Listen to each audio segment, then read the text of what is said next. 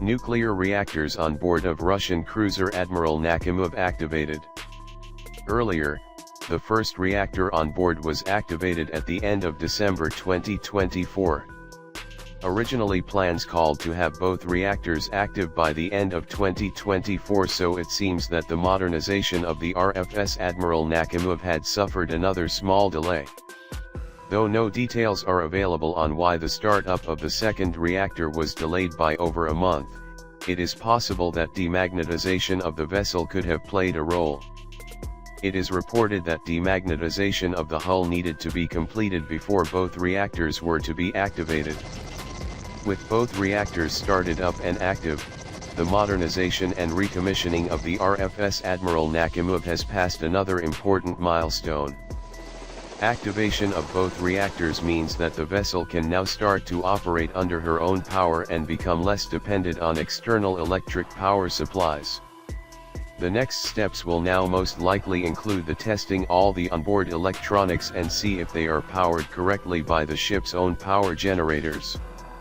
At the same time, reactor crews can be trained on how to manage the daily reactor operations and react to shifting needs in electric power consumption and reactor output.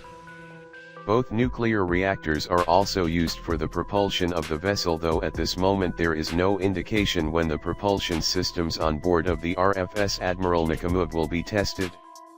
The vessel is currently undergoing factory trials before being cleared to move into sea trials.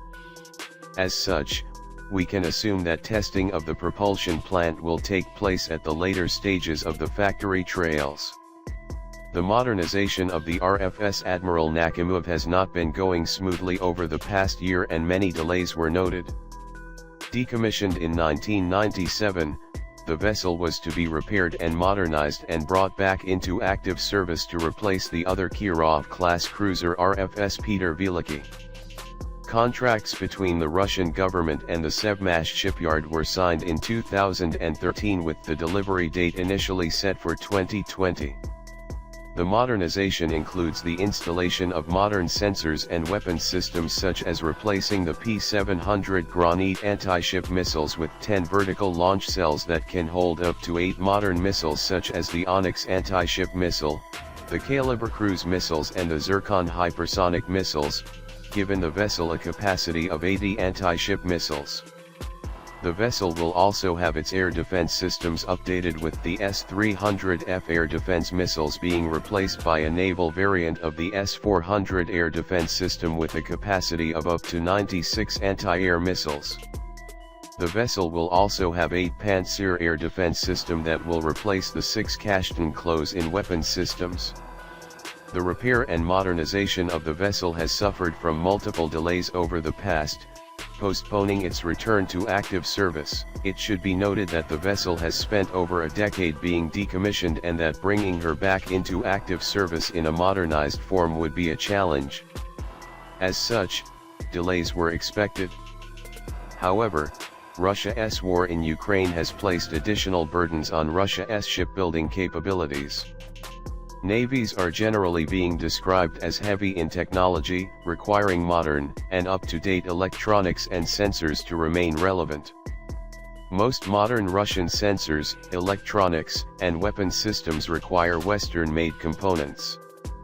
Western sanctions against Russia have made it difficult to acquire these components, and when they are sourced through intermediaries such as neutral countries, the price for these components increase significantly as third parties seek to make a maximum profit. Funding of the shipyards has also been an issue, as Russia's economy is getting strained by the ongoing war effort, though Russia continues to increase its defense budget to rebuild its military potential. Sevmash shipyard does find itself in a relatively comfortable position compared to other shipyards. It is the only shipyard in Russia that specializes in the construction and maintenance of nuclear-powered submarines, both attack as ballistic missile submarines, and as such is directly linked to Russia's strategic deterrence. This direct link to Russia's strategic maritime deterrence ensures that funding and support for Sevmash is assured. Even though the shipyard has been reporting delays in most of its projects in recent years, likely a result of the effects of the war in Ukraine, it nevertheless has a solid track record in delivering ships. Tough modernization of the RFS Admiral Nakhimov took a long time. It went smoother than the modernization of the aircraft carrier RFS Admiral Kuznetsov, which was plagued by several accidents and whose return to active service seems very questionable. Activation of both reactors also means that it is certain that the cruiser RFS Admiral Nakhimov will return to active service regardless of the speed of the modernization process and progress of the factory and sea trails. Modernizing and refueling these reactors was a complicated process, and with both of them operational, the Russian Navy might seek to have the cruiser at sea as often as possible and maximize her operational potential before the nuclear fuel is spent. Once the vessel is back in active service, she will take on the role of flagship of the Northern Fleet and will serve as the most powerful vessel of the Russian Navy.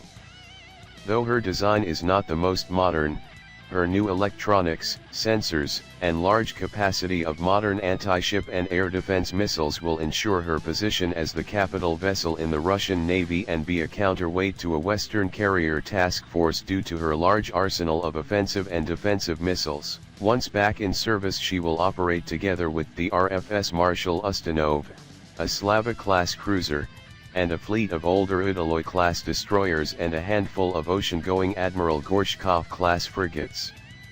Her sister ship,